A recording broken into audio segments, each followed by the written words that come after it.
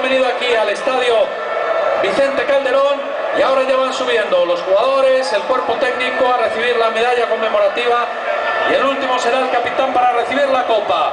La fiesta del fútbol una vez más, en directo a las 12:11 aquí en Telecinco.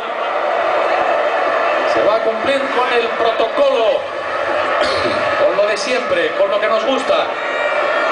Esa reproducción en miniatura de la Copa del Rey que ya ha recibido Arizmendi. Ahí está Rita Barberá abrazando a Zigic, uno de los suplentes. Hildebrand también ha pasado ya. El presidente de la federación le va pasando las miniaturas de la Copa al monarca. Mora, un portero que ha tenido una trayectoria larguísima también ya en nuestro fútbol. Todos tienen su premio, todos tienen su recompensa. Elber Banega, que vino en el mercado de invierno. El Moro, al que le oíamos en directo hace un instante con Ramón Fuentes, el autor del tercer gol, que todavía no tenía la Copa. Ha ganado Copas de Europa, Ligas, pero no había ganado la Copa del Rey. Baraja, Marchena.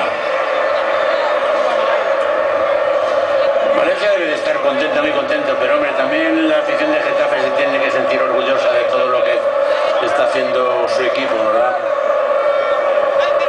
Sube Ronald Koeman, que es abrazado por el presidente, le han aguantado ahí en el puesto y ahora gana su primer título cuando no lleva ni 6 meses en nuestro fútbol. Ahora le quedará la pelea de la Liga en las 6 últimas jornadas. Le felicita también el rey, la reina Sofía, la presidenta de la Comunidad de Madrid, Esperanza Aguirre. Vemos a Villa, vemos a Marchena y ahí llega la Copa y Rubén, el Pipo Baraja, va a tener el honor de levantarla. Pide a Marchena que le ayude y la Copa está en el cielo de Madrid. Y los 25.000 aficionados del Valencia lo festejan. Valencia, enhorabuena. Amun Valencia, el Valencia campeón de la Copa 2008. La última vez fue